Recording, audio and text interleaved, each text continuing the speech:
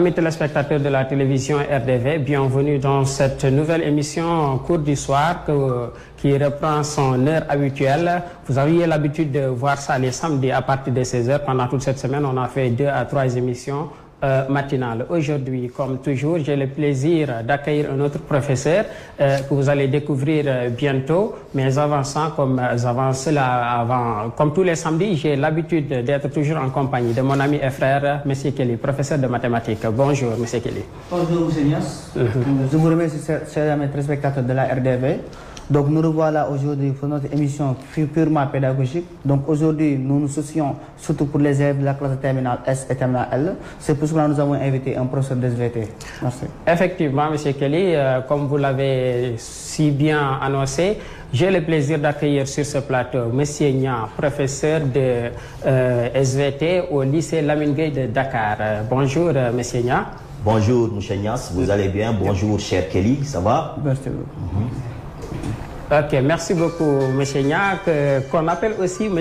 Nia Mendel. D'où vient ce nom, M. Nia Mendel? Voilà, merci, M. Nias. Je suis honoré d'être aujourd'hui à votre plateau. Et avant tout, permettez-moi d'abord de saluer l'ensemble des élèves et des téléspectateurs qui sont en train de nous suivre sur RDV. Et en fait, de souhaiter à tous les Sénégalais et Sénégalaises une bonne fête d'indépendance. C'est vrai que c'est fêté cette année dans un contexte assez particulier, mais quand même, je tiens vraiment à vous souhaiter le meilleur et que donc le Tout-Puissant fasse en sorte que la pandémie qui sévit dans ce pays et dans le monde entier soit éradiquée totalement. Je fais référence au Covid-19. Mendel, pourquoi? C'est en référence avec Johann Gregor Mendel. Johann Gregor Mendel, c'est sans doute la raison pour laquelle donc les élèves m'appellent Mendel. Peut-être parce qu'avec moi, en génétique, ils sont à l'aise. Peut-être c'est la raison pour laquelle ils m'appellent Mendel. Tout à fait. Ok, merci. Je pense que vous l'avez compris, chers élèves qui nous suivent. Nous en profitons pour souhaiter une très bonne fête d'indépendance, fêtée dans la sobriété, comme l'a si bien dit M. Nia, professeur d'SVT. Vous l'avez compris que nous sommes en période de confinement. Voilà pourquoi on ne peut pas parler de fête aujourd'hui, bien vrai qu'on devrait fêter notre 60e année d'indépendance. Sans plus tarder, M. Nia, vous avez choisi aujourd'hui de nous présenter une leçon portant sur la pression artérielle qui concerne les élèves qui sont en terminale S et en terminale L2, n'est-ce pas? Pourquoi vous avez porté le choix sur cette leçon? Voilà, donc on a porté le choix sur la pression artérielle et sa régulation parce que c'est une leçon, c'est un chapitre qui concerne en même temps les élèves de la terminale S et les élèves de la terminale L2. Et d'une pierre deux coups, on pourra donc permettre à ces élèves-là qui sont en terminale de pouvoir comprendre les tenants et les aboutissants de ce chapitre. Effectivement, donc sans plus tarder, je vais vous inviter ici au tableau afin que vous commenciez votre cours concernant la pression artérielle. Je pense aussi qu'on l'appelle tension artérielle. Hein? Voilà, donc c'est une sorte d'appellation. Les médecins disent tension. Les physiciens et les biologistes disent pression artérielle. En effet, permettez-moi, avant de répondre à la définition, de donner à la définition donc de la pression artérielle, de préciser un tout petit peu les objectifs d'un tel chapitre, d'un tel thème, d'une telle leçon.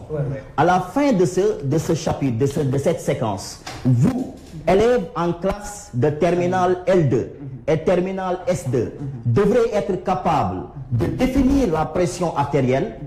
Vous devez être capable de citer les différents facteurs qui provoquent sa variation. Vous devez être capable, bien évidemment, d'expliquer et de présenter l'innervation cardiaque. Et enfin, vous devez être capable d'expliquer les différents mécanismes de la régulation de la pression artérielle. Donc, voici les objectifs de cette leçon. Alors, sans plus tarder, on va commencer donc avec cette leçon-là qui est la pression artérielle et sa régulation.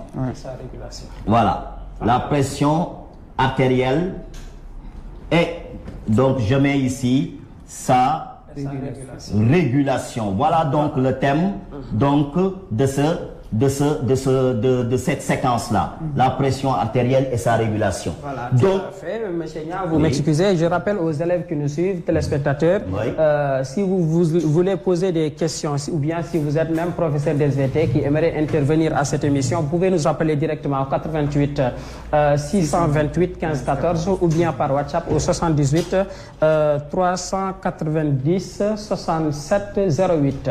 Ouais, vous pouvez nous parler un peu de la pression artérielle. Voilà, donc je dis que la pression artérielle est aussi appelée en jargon médecine la tension. Pression artérielle, c'est la tension. On a l'habitude d'entendre nos vieilles papa, maman dire ma tension actuellement est à monter, j'ai une tension qui est en baisse, qui est en hausse. C'est cette même tension-là que l'on appelle pression.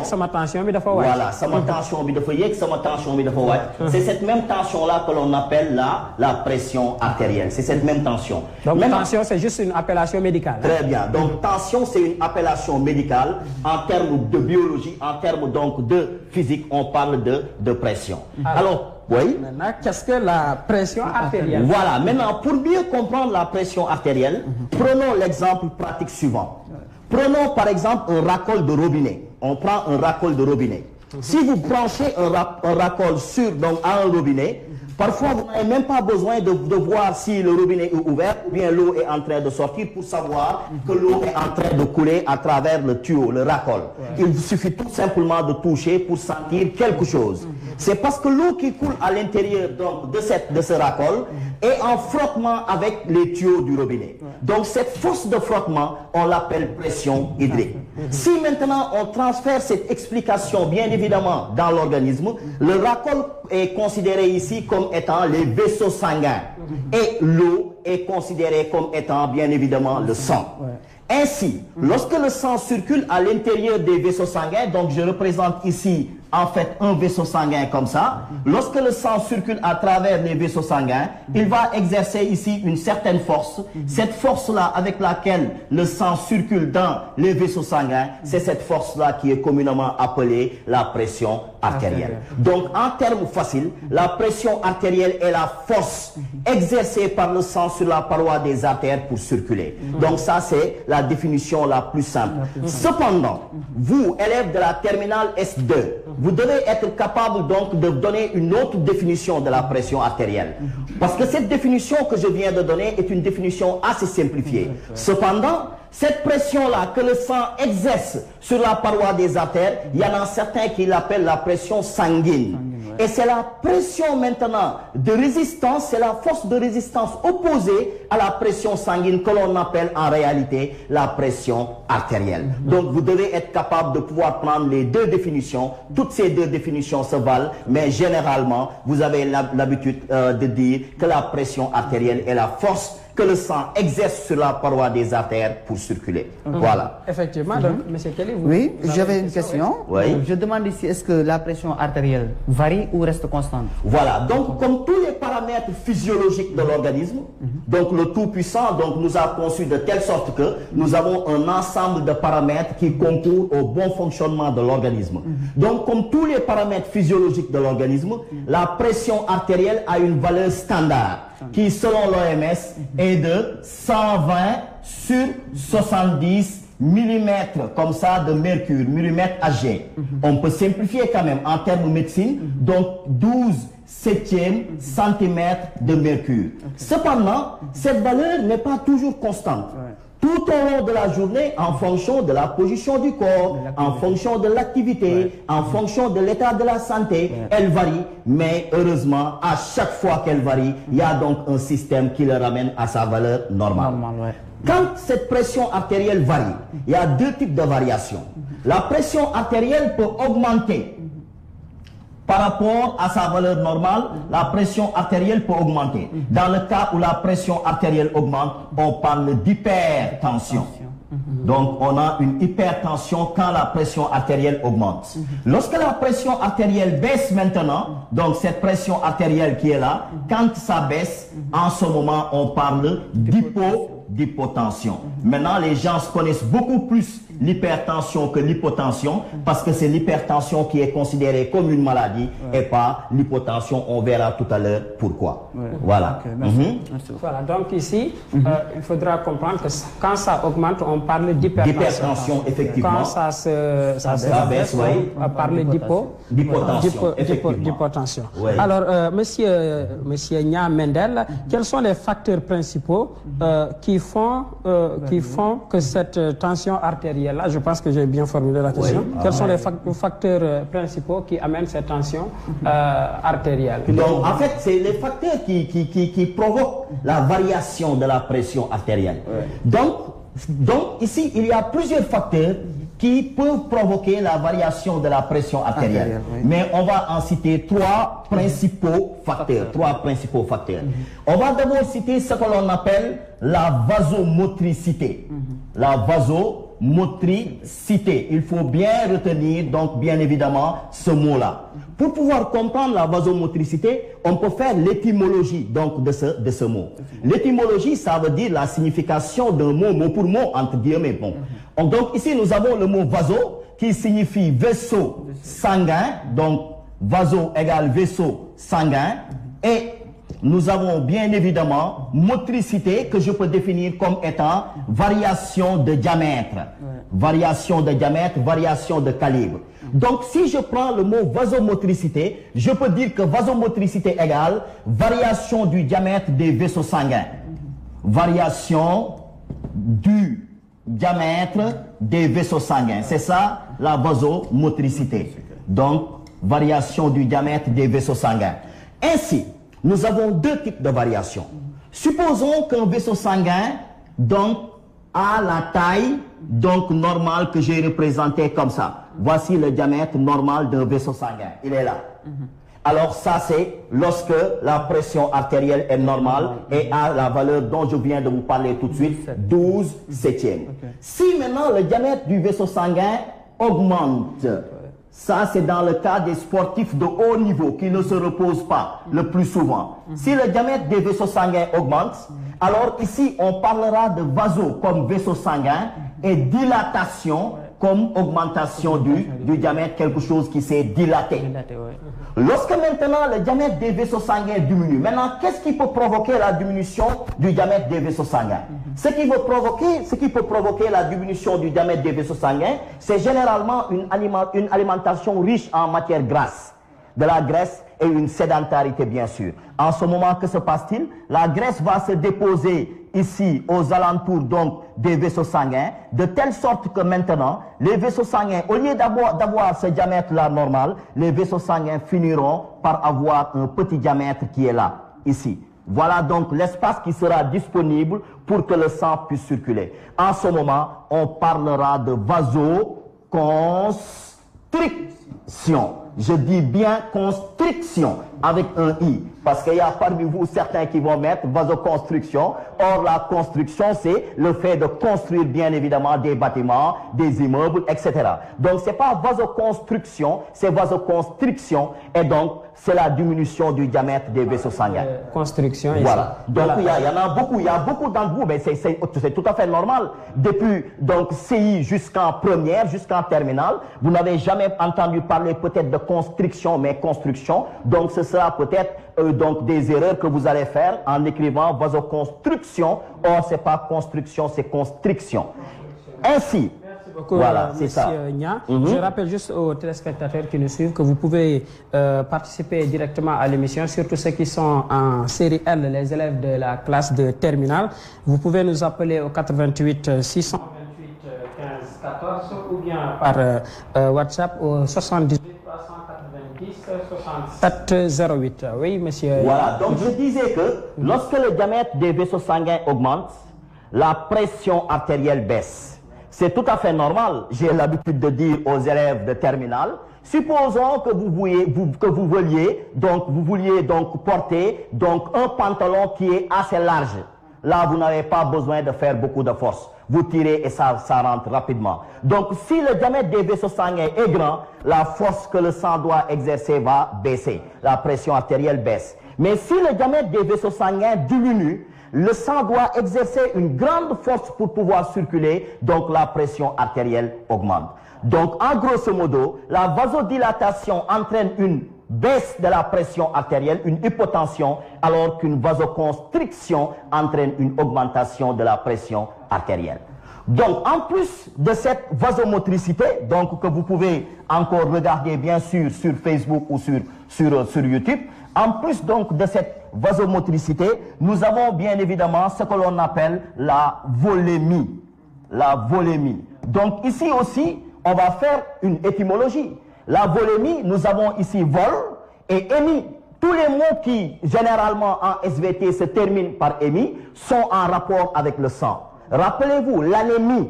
L'anémie, vous, quand on vous demande ce que c'est que l'anémie, vous dites que c'est un manque de sang. Bon, est-ce que c'est ça? Après, peut-être, on aura l'occasion d'en parler. Rappelez-vous, la leucémie, le cancer du sang. Vous avez vu, la testostéronomie, donc la quantité de testostérone dans le sang. La natrémie, la quantité de Na+ dans le sang. Donc, le mot émis signifie sang. Et vol maintenant, ça provient tout simplement c'est le diminutif de volume.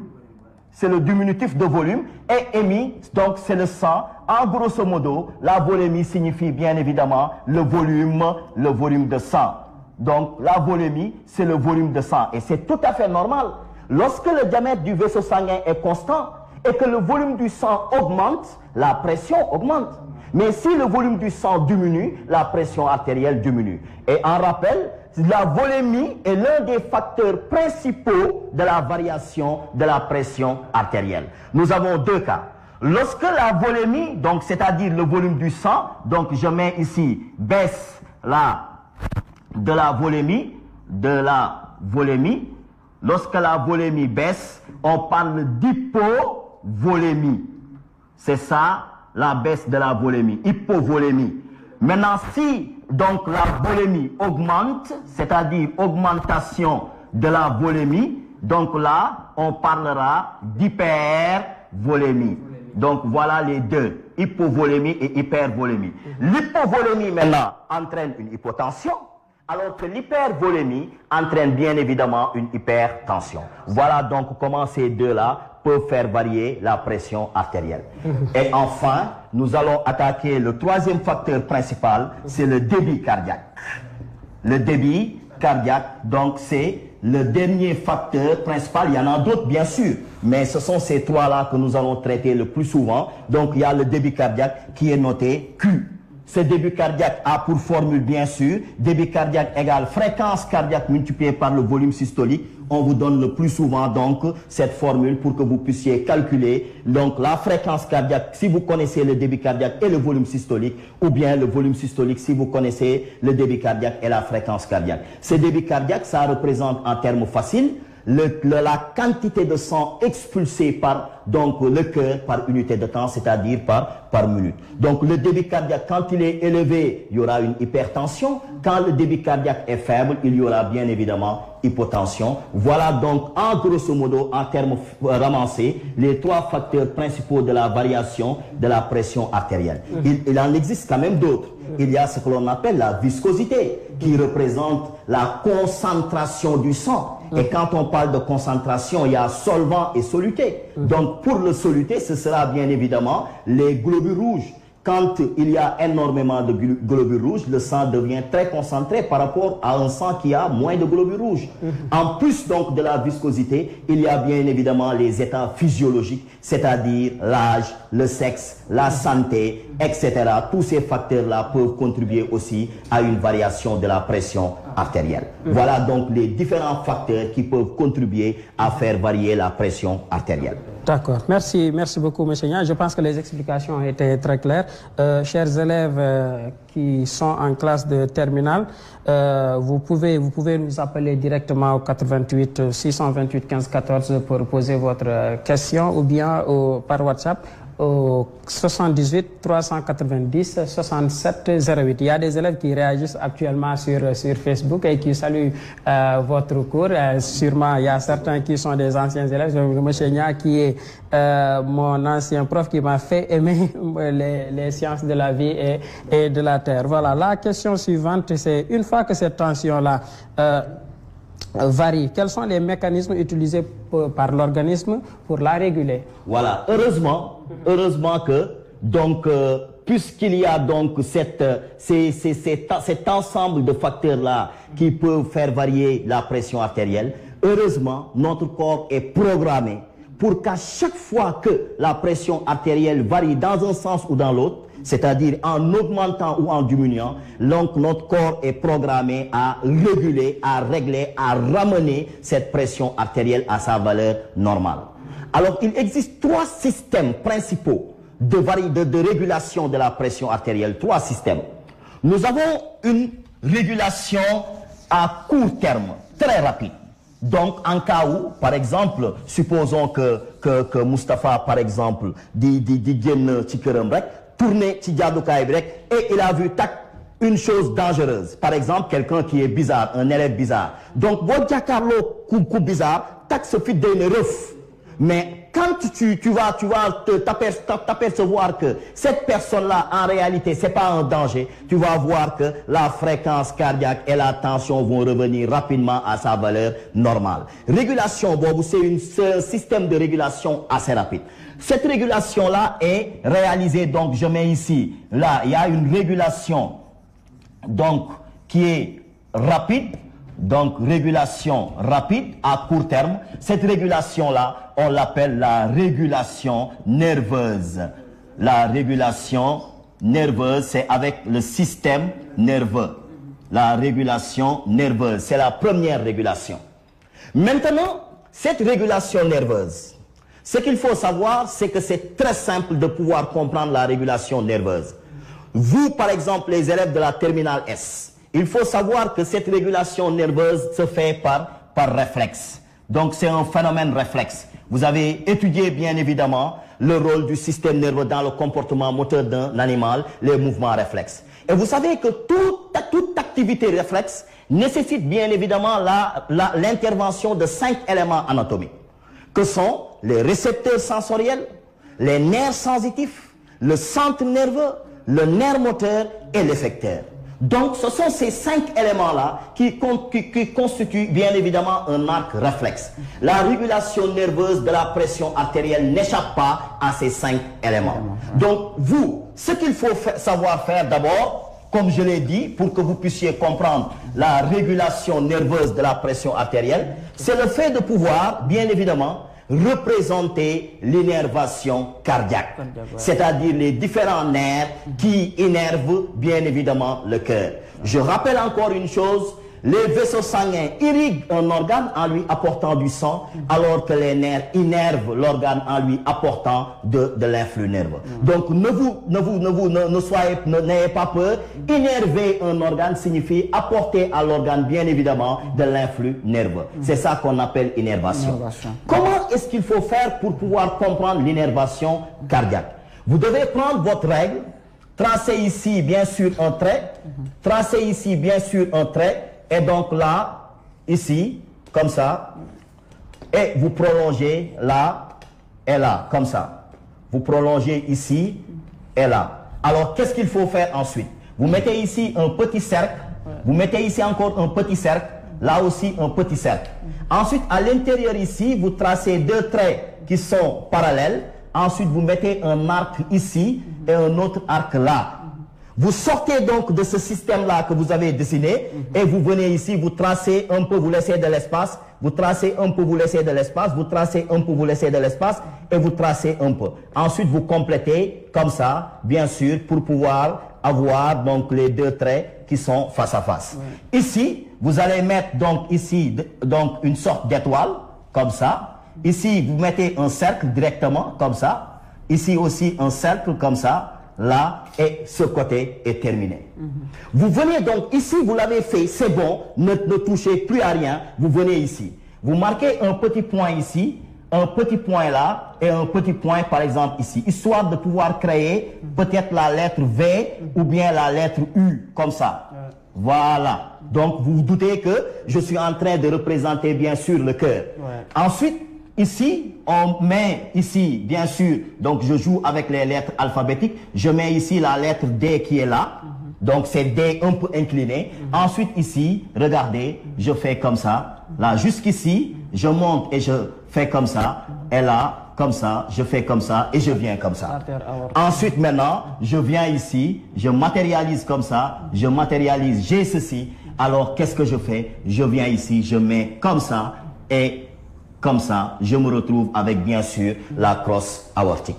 Maintenant, je prends ma gomme, j'efface ici un peu, j'efface ici un peu, je fais comme ça, là, pour pouvoir compléter bien évidemment le dessin, là et ici au milieu, je fais comme ça pour représenter ce que l'on appelle le sinus carotidien qui est ici. Voilà donc, j'ai mon cœur. J'ai donc le cœur qui est là et j'ai bien sûr les centres nerveux qui sont là. Je rappelle que cette partie qui est là, c'est le bulbe rachidien qui est là. Le bulbe rachidien est là, ici.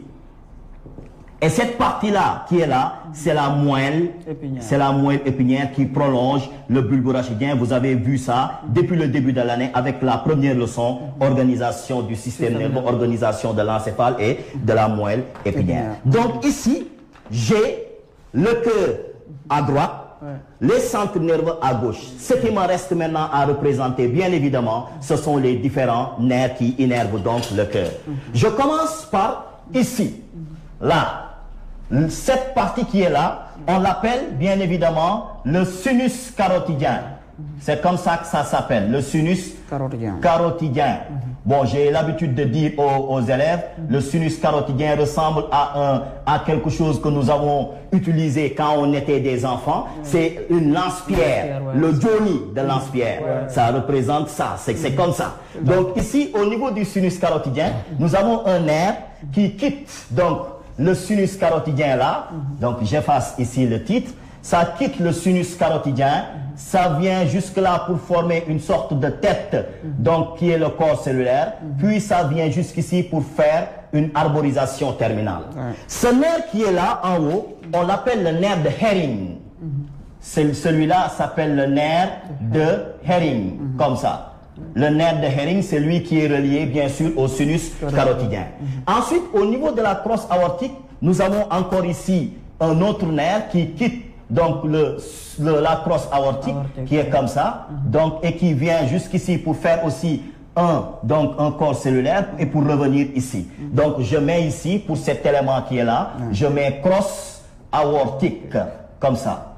La crosse aortique. Alors, il y a une petite astuce pour retenir donc ces trucs-là. Si vous regardez bien évidemment la crosse aortique, donc elle a la forme de la lettre C.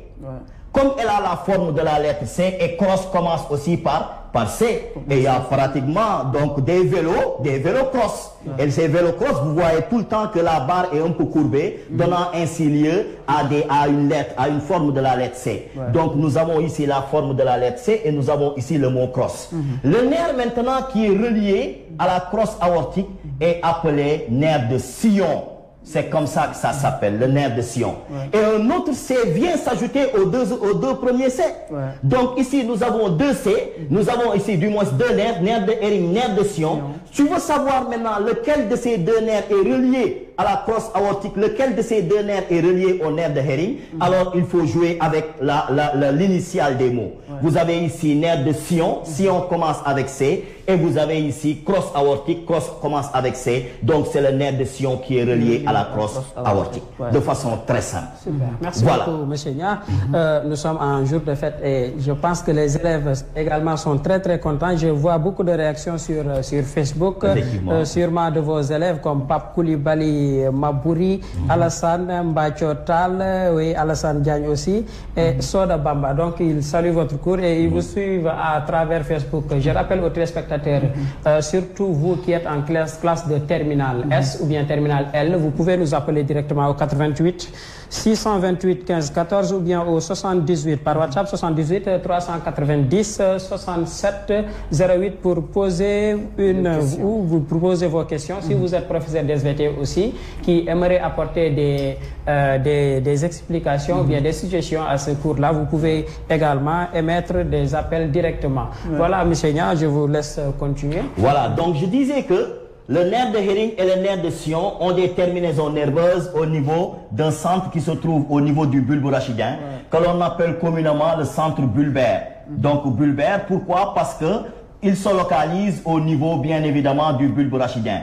Il y en a d'autres aussi qui l'appellent zone de relais. La zone de relais, c'est comme quelqu'un qui relaie les informations, relayer les informations. Donc c'est la zone de relais. Maintenant, cette zone de relais va prendre l'information et va le transmettre à ces deux centres. Ce centre qui est là, cette petite boule, est tellement importante, on l'appelle le centre cardio-modérateur bulbaire. En fait, modérateur, ça signifie quoi? Ça signifie diminuer, bien évidemment, les activités cardiaques, modérer les activités cardiaques. Et celui-là maintenant qui est là, on l'appelle le centre cardio-accélérateur bulbaire. On l'appelle aussi centre vasomoteur. Donc, il y a deux noms. Il y a certains qui, donc, peuvent vous dire centre cardio-accélérateur bulbaire. Il y en a d'autres qui peuvent vous dire centre vasomoteur. Pourquoi cardio-accélérateur? Parce que son activation va provoquer l'accélération des rythmes cardiaques. Alors que ce centre-là, qui est le centre vasomoteur, si c'est vasomoteur qu'on a considéré, son activation va provoquer en fait une variation du diamètre des vaisseaux sanguins, comme je viens de l'expliquer tout à l'heure dans donc, les facteurs qui peuvent provoquer la variation de la pression artérielle, c'est-à-dire une vasoconstriction ou une vasodilatation. Ainsi, si par exemple les messages proviennent donc du sinus carotidien et de la crosse aortique et arrivent là, vous voyez que donc tel que ces centres sont configurés par rapport à la zone de relais, il ne peut pas y avoir de transmission d'informations. Donc il faut impérativement qu'il y ait donc un neurone, un interneurone qui quitte le centre donc bulbaire pour venir ici et un autre interneurone qui quitte là pour venir là. Alors donc je vais matérialiser ces deux interneurones avec des couleurs différentes. Je mets ici un interneurone de couleur verte, voilà, et là je mets un interneurone de couleur rouge. À chaque fois, je représente l'interneurone là de couleur rouge parce que je considère que cet interneurone est un interneurone seytané. Un interneurone seytané, ça signifie quoi? Il ne transmet jamais ce qu'il a reçu comme information. S'il reçoit une excitation, il transmet une inhibition, un blocage. S'il ne reçoit pas une excitation, il transmet une excitation. Donc, il inverse toujours le message qu'il a reçu. Donc, nous avons ici un interneurone inhibiteur qui est là. C'est pourquoi je l'appelle le neurone seytané, parce qu'il transmet toujours l'information d'une manière déformée. Toujours l'inverse de l'information qu'il a reçue. Toujours. Voilà. Donc ici, cet interneurone de couleur verte là, donc je peux l'appeler neurone excitateur, celui-là. Je peux l'appeler neurone excitateur. Lui, comme il inverse toujours les messages, je peux l'appeler neurone inhibiteur. Donc toujours, donc voilà les deux, l'interneurone excitateur et l'interneurone inhibiteur. Maintenant, à partir de l'interneurone excitateur, vont maintenant partir donc des neurones moteurs. Le premier neurone est là, il vient pour donc entrer au niveau de l'oreille. Ce neurone là, on l'appelle le nerf 10. Mais il y a de bëri tour. De bëri tour. Donc mun nañ ko woowee aussi nerf vague. Vous nous donnez les autres noms. Voilà. Mun nañ ko woowee aussi nerf parasympathique. Mun nañ ko woowee aussi nerf parasympathique. Parce que souvent, quand les élèves n'ont pas tous les noms, ils peuvent tomber sur l'un d'eux. Effectivement, nerf parasympathique. Il y en a certains aussi qui l'appellent nerf pneumogastrique. Super. Pneumogastrique. Moi, je dis à mes élèves, regardez, dans le cours, je vais vous dire nerf 10. Dans un exercice, je vous donnerai nerf vague. À un devoir ou à la composition, vous aurez nerf parasympathique. Au baccalauréat, vous aurez nerf pneumogastrique. Et c'est pneumogastrique et pas pneumogastrique. C'est nerf pneumogastrique. Le P ne se prononce pas. Donc nous avons ici donc ce nerf-là qui a donc ce nom et qui quitte le centre cardio-modérateur bulbaire pour venir en fait terminer au niveau bien évidemment du cœur. Ensuite, nous avons ici, par rapport donc à ce centre cardio-accélérateur bulbaire, nous avons ici 3 neurones qui font comme ça. L'un fait comme ça, l'autre entre encore dans cette zone qui est là, et l'autre encore entre dans cette zone qui est là. Alors la zone donc qui est là, on l'appelle le centre cardio accélérateur médulaire. Ouais. Donc ici c'est bulbaire, là, ce centre-là, mais cet élément assez allongé est appelé centre cardio-accélérateur médulaire. En relation avec la moelle épinière. Voilà, donc parce que ça se trouve dans la moelle épinière. Maintenant, il y a des neurones qui vont quitter ici pour venir ici. Ça, c'est un ganglion.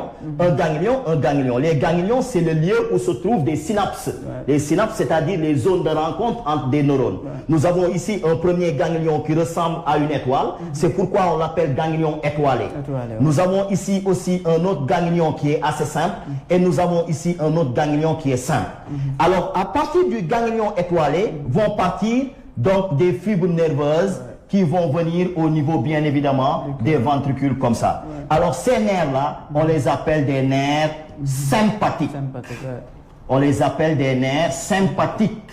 Il y en a certains qui disent aussi nerfs orthosympathiques, donc pour faire le contraire de parasympathique. Nerfs sympathiques. Ensuite, nous avons ici un autre nerf qui donc quitte le ganglion simple, mais attention, qui débouche bien évidemment sur un artère. Donc ici, nous avons un artère qui est là, c'est-à-dire les vaisseaux sanguins. Ce nerf-là, qui innerve les vaisseaux sanguins, on l'appelle le nerf artériolaire. Artériolaire.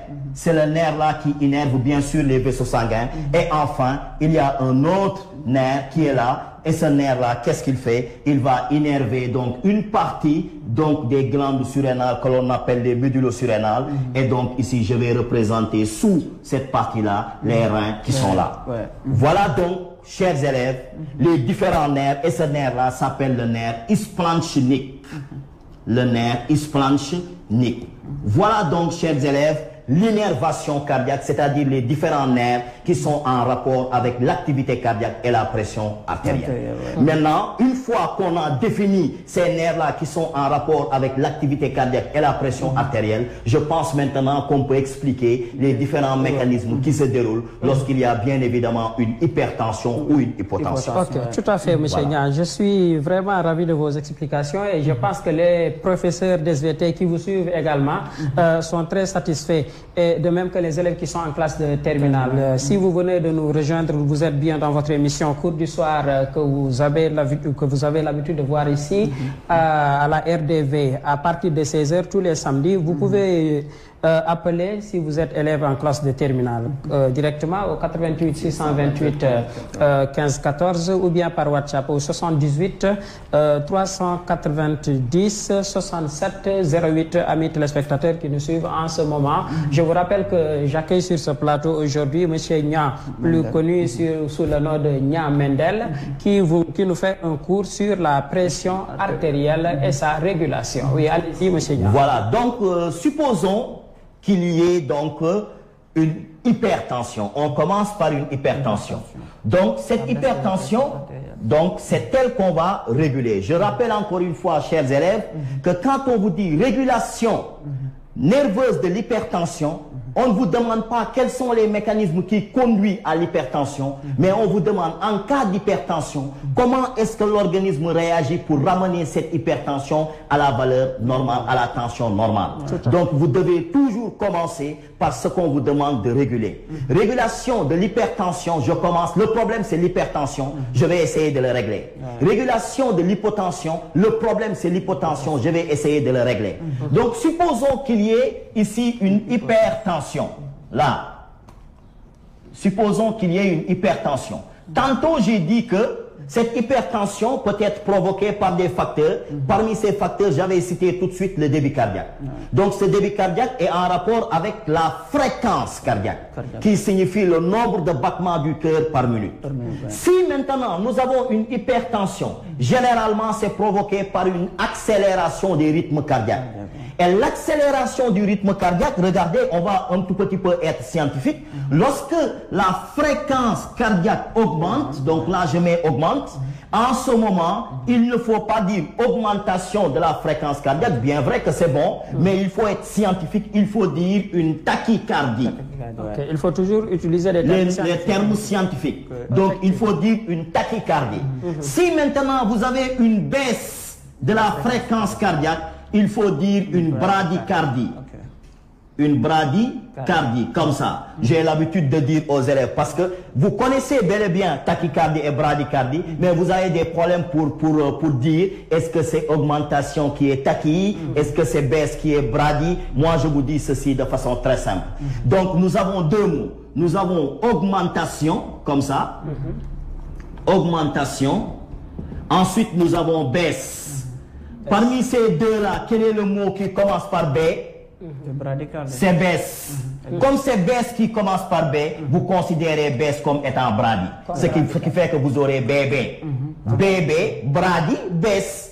Et puisque bradycardie baisse, c'est la baisse de la pression artérielle, forcément tachycardie c'est l'augmentation de la fréquence cardiaque, du moins. Donc je voulais dire tout de suite fréquence cardiaque. Donc bradycardie c'est baisse de la fréquence cardiaque et tachycardie c'est une augmentation de la fréquence cardiaque. Vous réglez votre problème comme ça et puis c'est fini. Donc à chaque fois qu'on vous dit bradycardie, vous pensez à baisse. Brady B, baisse B, donc bradycardie signifie baisse de la pression artérielle. Donc s'il y a une hypertension, le plus souvent cette hypertension est accompagnée bien sûr d'une tachycardie, c'est-à-dire d'une augmentation du rythme cardiaque, de la fréquence cardiaque. Alors, si on doit corriger, on ne doit pas corriger seulement l'hypertension, on doit corriger et l'hypertension et la tachycardie. Et si on a une correction de la tachycardie, le plus souvent, l'hypertension aussi est corrigée. Si, parce qu'ils sont en rapport. Alors, s'il y a une hypertension, que se passe-t-il? Ici, au niveau, bien sûr, du sinus carotidien et de la crosse aortique, ici, à l'intérieur donc de ces vaisseaux sanguins, se trouvent des terminaisons nerveuses, donc des récepteurs sensoriels qui sont sensibles à la variation de la pression artérielle. Ces récepteurs sensoriels sensibles à la variation de la pression artérielle sont appelés barorécepteurs. Ce sont des mécanorécepteurs, ces barorécepteurs. Alors, lorsqu'il y a une augmentation de la pression artérielle, c'est-à-dire une hypertension, ces barorécepteurs sont stimulés, sont excités.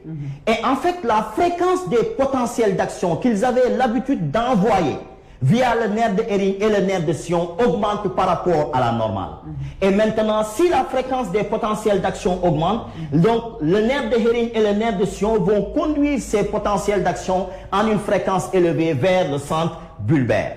Arrivé à ce niveau, il y aura bien évidemment une sorte de transmission synaptique, comme vous l'avez vu avec le thème numéro 2, le tissu nerveux et ses propriétés. Il y aura une transmission synaptique. Ces deux corps cellulaires qui sont là vont faire une sommation temporelle et spatiale, bien sûr. Et une fois que la sommation a été faite, bien évidemment, alors les PPS qui vont prendre naissance à partir de ces corps cellulaires vont atteindre le seuil et vont générer des potentiels d'action qui vont parcourir le nerf vert et l'interneurone rouge.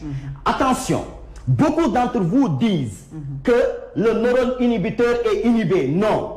Ici, au niveau de ces synapses, c'est la même substance qui est libérée. Donc, si le neurone vert est excité, forcément le neurone rouge est excité. Donc, ils ont les mêmes informations. Cependant, ce nerf-là, quand il est excité, il va transmettre la stimulation au nerf noir, c'est-à-dire au nerf 10.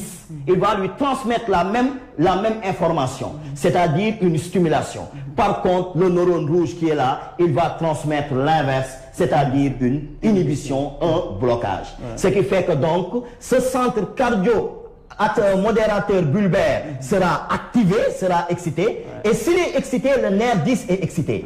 Et quand le nerf 10 est excité, il libère au niveau du cœur une substance qui s'appelle acétylcholine, ACH. Une substance appelée acétylcholine, et l'acétylcholine va contribuer à provoquer bien sûr une baisse de la fréquence cardiaque, c'est-à-dire une bradycardie. Et maintenant cette bradycardie, on va l'appeler bradycardie correctrice parce qu'elle va contribuer bien sûr à corriger cette tachycardie qui était là. Mais attention, là, c'est la tachycardie qui est corrigée, mais la pression artérielle n'est pas encore corrigée. Donc ici, s'il y a une bradycardie, il y aura bien évidemment une baisse de la pression artérielle jusqu'à sa correction. Mais ici aussi, au niveau de ce centre cardio-accélérateur bulbaire, puisque le neurone inhibiteur ne transmet pas d'informations, toute cette chaîne que vous voyez là sera bloquée, sera inhibée parce que ce centre-là est bloqué. C'est l'inverse de l'excitation que le neurone inhibiteur a transmis. Et parmi cette chaîne-là, nous avons le nerf artériolaire qui est là.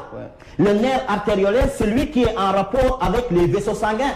Si le nerf artériolaire est inhibé, n'est pas excité, que se passe-t-il? Alors, le diamètre des vaisseaux sanguins augmente. En fait, les muscles lisses qui sont ici à l'intérieur du vaisseau sanguin se relâchent et le diamètre augmente. Et l'augmentation du diamètre de ce vaisseau sanguin est appelée, on l'a dit tout de suite, vasodilatation. Donc, et la vasodilatation va provoquer une hypotension, et cette hypotension sera une hypotension correctionnelle, donc une hypotension qui va corriger l'hyper. Ce qui fait que donc l'hypertension a été corrigée par l'hypotension correctrice et la tachycardie a été corrigée par la bradycardie. Donc voici comment ça se déroule si on a ici une hypertension. Dans le cas d'une hypotension assez rapidement, donc nous avons le contraire. S'il y a ici une baisse de la pression artérielle, les barorécepteurs qui étaient stimulés tout de suite, tout à l'heure par l'hypertension, vont être inhibés. Attention à ce mot inhibé. Inhibé ne signifie pas complètement bloqué. Inhibé signifie que la fréquence des potentiels d'action que ces barorécepteurs ont l'habitude d'envoyer, normalement, cette fréquence-là baisse par rapport donc à la valeur normale. Donc il y aura des potentiels d'action, mais à une fréquence très faible. Donc c'est comme ça qu'il faut retenir inhibé. Parce qu'il y a pas mal d'entre vous qui pensent que inhibé signifie bloquer complètement. Non, c'est pas bloquer complètement parce que, attention, le cœur est un muscle. Et vous avez vu avec l'activité du muscle squelettique strié qu'un muscle n'est jamais complètement relâché. Il est toujours à un état de semi-contraction appelé tonus musculaire. Donc il faut qu'il y ait bien évidemment des messages nerveux qui vont parcourir ici, même s'il n'y a pas de stimulation. Alors, s'il y a une baisse de la pression artérielle, la fréquence des potentiels d'action diminue par rapport à la normale. Et ça, quand ça diminue et que ça arrive là, après la transmission synaptique, les PPS qu'on va obtenir ici ne vont pas atteindre le seuil pour générer des potentiels d'action. Ce qui fait que tu n'auras pas ici au niveau du neurone excitateur un potentiel d'action, tu n'auras pas ici aussi un potentiel d'action. Du coup, ce centre-là sera inhibé et le nerf 10 aussi sera inhibé. Il n'y aura pas de libération d'acétylcholine. Ce nerf-là, inhibiteur, écoutez bien, ce nerf inhibiteur, quand il est excité, il inhibe toute cette chaîne. Mais quand lui-même, il n'est pas excité, alors toute cette chaîne-là est libérée. Donc c'est l'histoire du tonton du tonton. C'est le tonton du tonton. On a ici, par exemple, supposons dans une maison, nous avons les enfants n'ont pas besoin d'être excités. Alors les enfants sont naturellement excités. Donc dans une maison, nous avons donc ils sont hyper excités, mais attention, il y a un tonton qui est là, un pas méchant, un pas allemand qui est là. Et à chaque fois qu'il est là, les enfants sont calme quoi, ne parle pas, ne dérange pas. Supposons maintenant que le tonton est là, lui seul. Les enfants sont calmes, ils sont inhibés. Donc quand le tonton est là, excité, les enfants sont inhibés. Cependant, si le tonton du tonton vient dans la maison, en ce moment, le tonton du tonton va bloquer le tonton lui-même. Et quand le tonton est bloqué, bien évidemment, les enfants seront libérés. Parce que le tonton qui devrait, en fait, les punir en cas de problème, lui-même, il a été puni. Donc, si ce neurone-là n'est pas activé, l'ensemble des neurones, des chaînes qu'il était en train d'inhiber vont maintenant être excités. Il y aura un levé donc d'inhibition. Et quand maintenant il y a cette levée d'inhibition, toute cette chaîne-là sera excitée, y compris ce nerf-là, le nerf splanchnique. Quand il est activé, il va libérer au niveau du cœur une substance antagoniste, contraire à l'acétylcholine, une substance que l'on appelle la noradrénaline. C'est ce que cela va libérer. Et la noradrénaline va provoquer, comme on avait au départ une bradycardie parce que c'est l'hypotension, la noradrénaline va provoquer une tachycardie pour corriger bien sûr la fréquence cardiaque. En plus de ça, nous aurons l'activation du nerf artériolaire, et quand le nerf artériolaire est activé, bien évidemment les muscles lisses qui se trouvent au niveau donc des vaisseaux sanguins se contractent, et cette contraction va provoquer le contraire de vasodilatation, c'est-à-dire une vasoconstriction, et la vasoconstriction va aboutir à une augmentation de la fréquence cardiaque jusqu'à sa correction. NB, notons bien, Ce nerf-là, le nerf ischio-splenique, est activé le plus souvent en cas de stress, en cas de peur, en cas de situation surprise. Donc, quand quelqu'un est stressé ou quand quelqu'un a peur ou quand on a surpris quelqu'un, alors ce nerf-là, le plus souvent, est activé. Et quand ce nerf est activé, il va bien sûr stimuler cette zone que l'on appelle la médulo-surrénale. Médulo-surrénale. Donc, il va activer cette zone et quand la médulo-surrénale est activée, alors elle aura tendance à sécréter une substance que vous connaissez bien, que les Sénégalais connaissent, qui s'appelle adrénaline.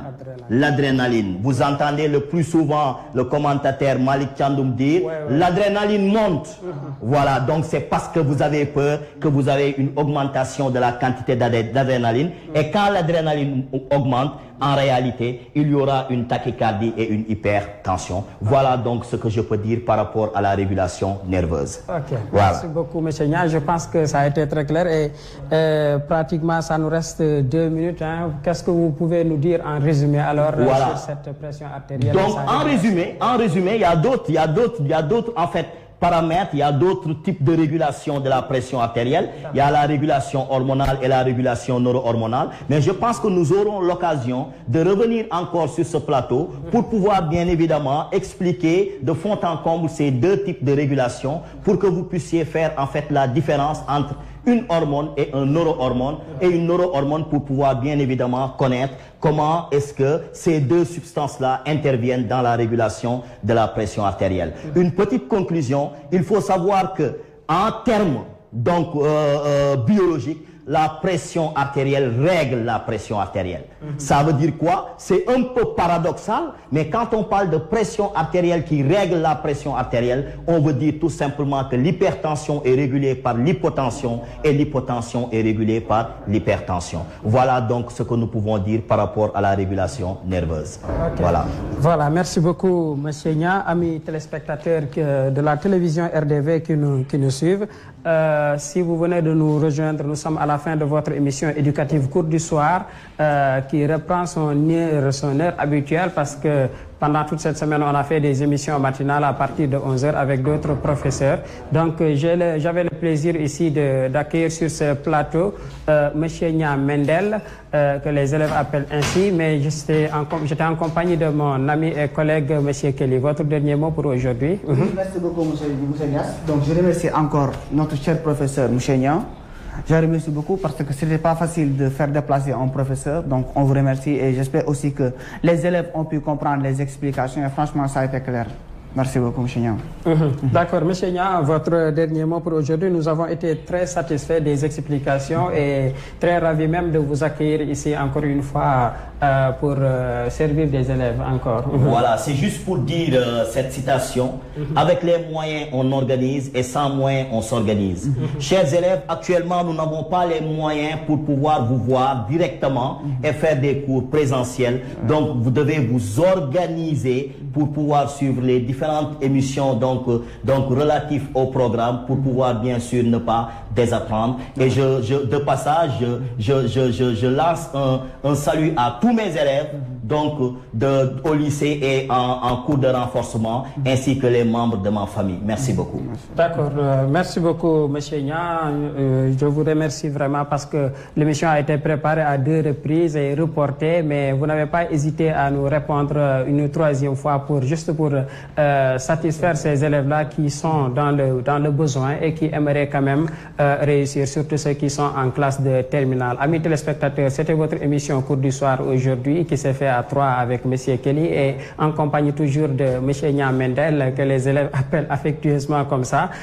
Nous vous donnons rendez-vous pendant la semaine parce qu'il y aura des émissions matinales, mais surtout samedi prochain à partir de 16h ici sur votre chaîne préférée, la télévision RDV.